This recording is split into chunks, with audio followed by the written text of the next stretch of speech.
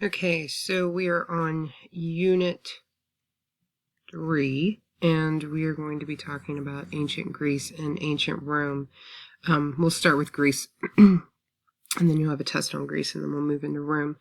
So, what I think is the most important thing to say about Greek society is that it's going to focus primarily on the individual. So they're really going to believe that man is the measure of all things, and they will reflect on their humanistic worldview in their artwork, which will then lead to the development of the Athenian democracy. And you'll see in their artwork that if they're not referencing the gods, that they're referencing man in this perfect state. And we get a lot of our concepts from beauty, about beauty, from the Greeks. Their worldview is greater predominance is given to the human being. Humans are the center understanding of the world, so there's these superhuman gods. Artwork will owe a debt to Near Eastern and Egyptian culture, and I'm hoping that you can see the influence.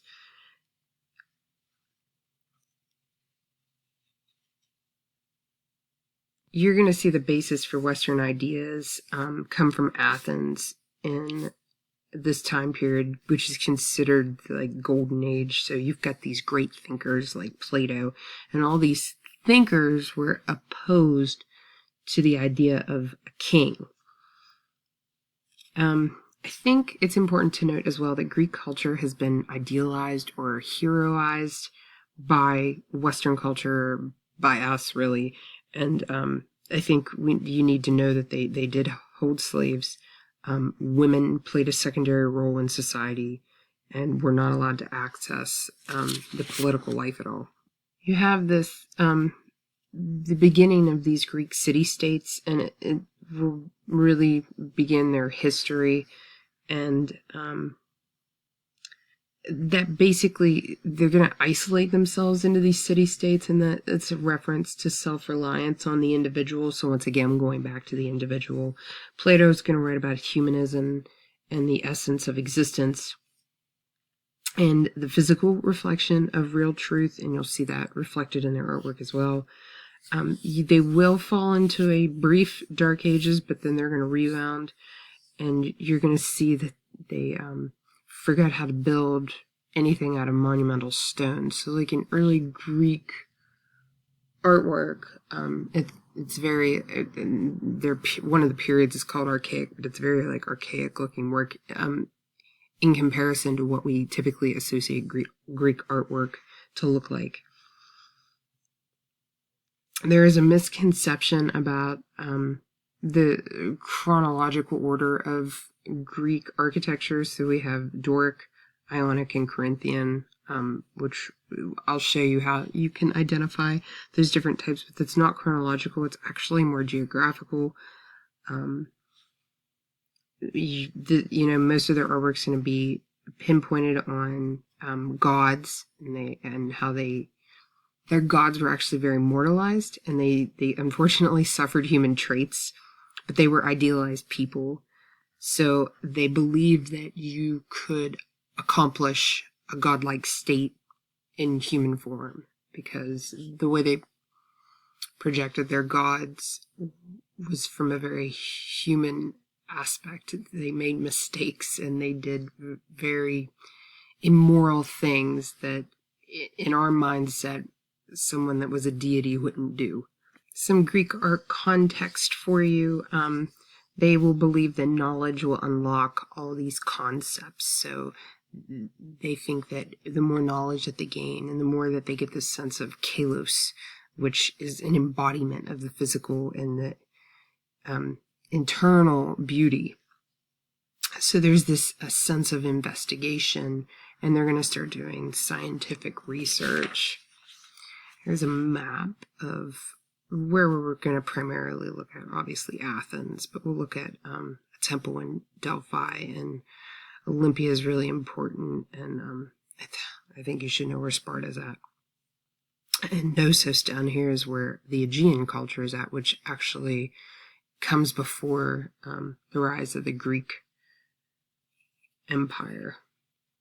Athens is definitely the most important, and it's essential to this concept of classical Greece. I think it's important to talk about the gods and goddesses. There's definitely some that you want to know for sure. So Athena is probably the one that you're going to see the most, aside from Zeus. Athena is the daughter of Zeus and the goddess of wisdom, war, and womanly arts. So the story is that she was birthed from Zeus's brain. And we know Zeus is the king of the gods and men. He mediates the disputes of the gods on Mount Olympus. He is occasionally depicted as weighing men's fate in his scales, and he's always pictured with either a set of scales or the lightning bolts. So he's also like the god of lightning. Another important one would be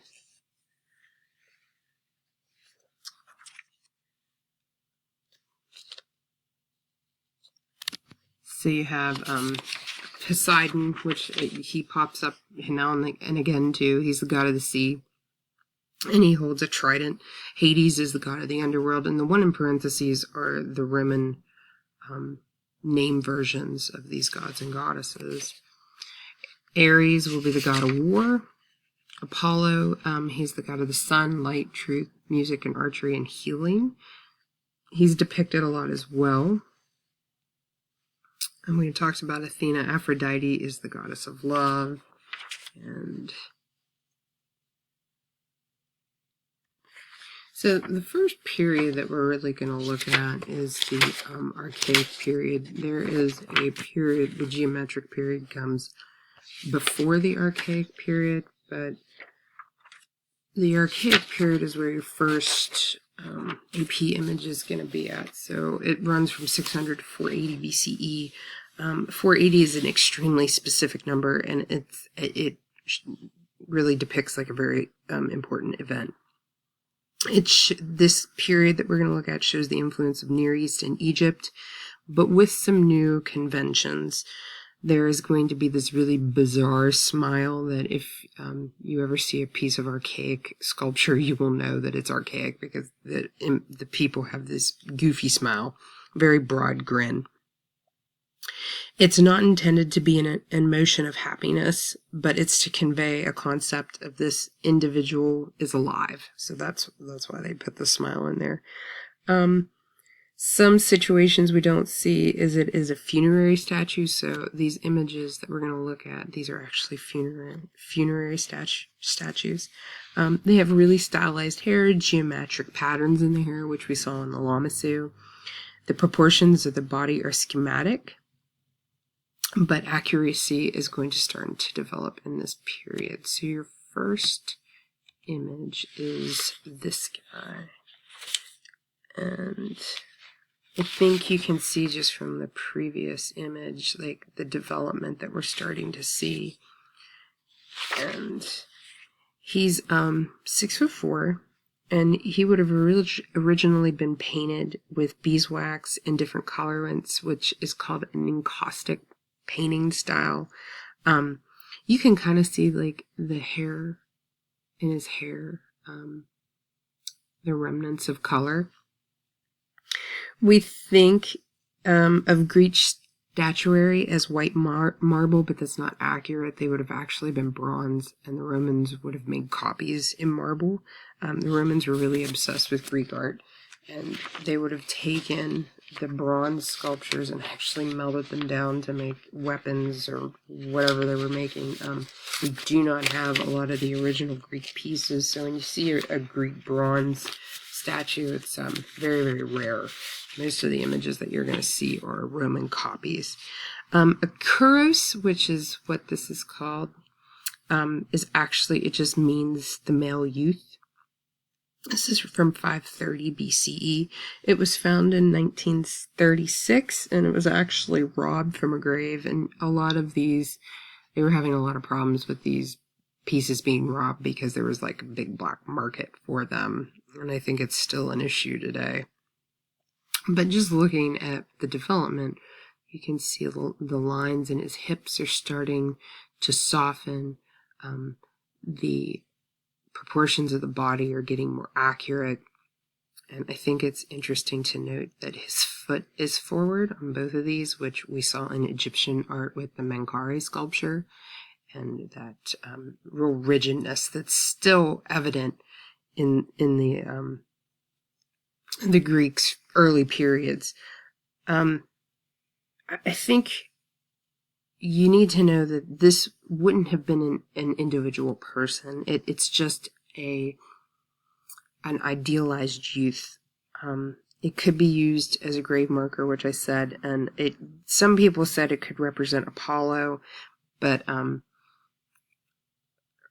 or it could be like a human embodying the traits and ideals of Apollo. This particular one at the bottom, there was an inscription that says, "Stay and mourn as the monument of the dead Croesus, whose raging Ares slew as he fought in the front ranks." So this was a deceased war veteran. And that would have been like the most prestigious way to die, was in war. And this would represent that he really accomplished this concept of kalos.